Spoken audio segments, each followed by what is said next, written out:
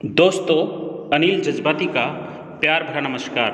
आज हम कवि रामधारी सिंह दिनकर का परिचय जानेंगे।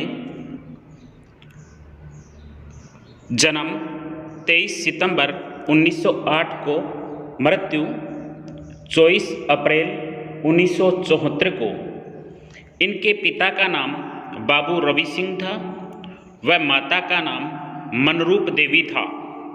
हिंदी के सुविख्यात कवि रामधारी सिंह दिनकर का जन्म बिहार के मुंगेर जिले के सिमरिया गांव में हुआ था। कहाँ हुआ था दोस्तों? सिमरिया गांव में हुआ था, बिहार के मुंगेर जिले में। कवि दिनकर ओजस्वी व राष्ट्रभक्ति से ओतप्रोत कवि माने जाते हैं। इनके पिताजी एक साधारण किसान थे। जब कवि दिनकर 2 वर्ष के थे तब इनके पिता का देहांत हो गया था दोस्तों। इनका लालन पालन इनकी विधवा माता ने किया था। मैं पहले बता चुका हूँ, इनकी माता का नाम मनरूप देवी था, जिन्होंने इनका लालन पालन किया। कवि दिनकर का बचपन देहात अर्थात ग्रामीण क्षेत्र में बीता था। कवि दिनकर की कविताओं में छायावादी युग का प्रभाव भी देखने को मिलता है दोस्तों।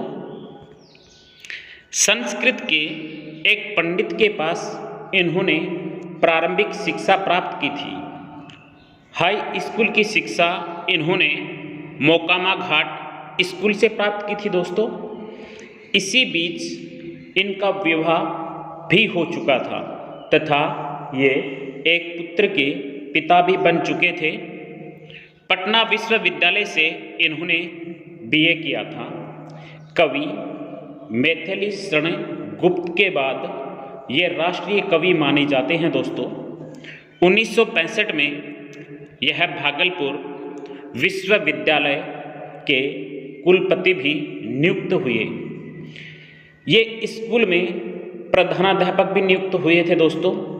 इन्होंने गृह मंत्रालय में हिंदी सलाहकार का पद भी संभाला था। ये 1952 में भारतीय संसद के सदस्य भी रहे हैं दोस्तों। भारत सरकार ने इन्हें पद्म भूषण से सम्मानित किया था। इनकी प्रसिद्ध रचना उर्वशी है, जिस पर इन्हें भारतीय ज्ञानपीठ पुरस्कार दिया गया था। 1934 में बिहार सरकार के अधीन इन्होंने सब रजिस्ट्रार का पद स्वीकार कर लिया था।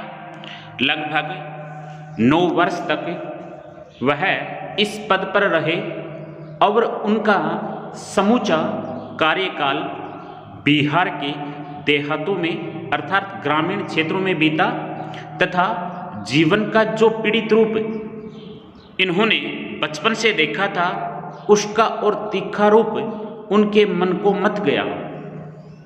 सन 1947 में देश स्वाधीन हुआ और वह बिहार विश्वविद्यालय में हिंदी के प्राध्यापक व विभागाध्यक्ष नियुक्त होकर मुजफ्फरपुर पहुँचे।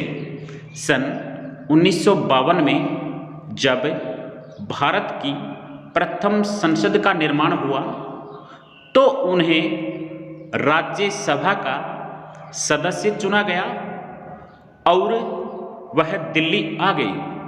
दिनकर 12 वर्ष तक संसद सदस्य रहे। बाद में उन्हें सन 1964 से 1965 ईस्वी तक भागलपुर विश्वविद्यालय का कुलपति नियुक्त किया गया। लेकिन अगले ही वर्ष भारत सरकार ने उन्हें 1965 से 1971 तक अपना हिंदी सलाहकार नियुक्त किया और वह फिर दिल्ली लौट आए। राष्ट्र कवि रामधारी सिंह दिनकर ने हिंदी साहित्य में न सिर्फ वीर रस के काव्य को एक नई ऊंचाई दी, बल्कि अपनी रचनाओं के माध्यम से राष्ट्रीय चेतना का भी सृजन किया है।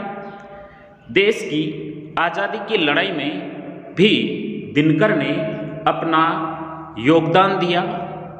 वह बापू के बड़े मुरीद थे। मुरीद का तात्पर्य होता है शिष्य या शिष्यत्व थे।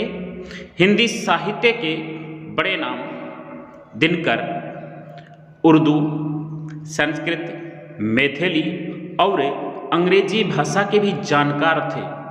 यानी कवि दिनकर थे, उन्हें उर्दू भी आती थी, संस्कृत भी आती थी, मैथिली भी आती थी और अंग्रेजी भी भाषा भी उन्हें अच्छी तरह आती थी। वर्ष 1999 में उनके नाम से भारत सरकार ने डाक टिकट जारी किया था दोस्तों। ये जनकवि थे, उन्हें राष्ट्र कवि भी कहा गया। कवि दिनकर का पहला काव्य संग्रह है विजय संदेश, जो वर्ष 1928 में प्रकाशित हुआ था दोस्तों। इसके बाद उन्होंने कई रचनाएं की। उनकी कुछ प्रमुख रचनाएं हैं परशुराम की प्रतीक्षा, परशुराम की प्रतीक्षा, हुंकार और उर्वशी।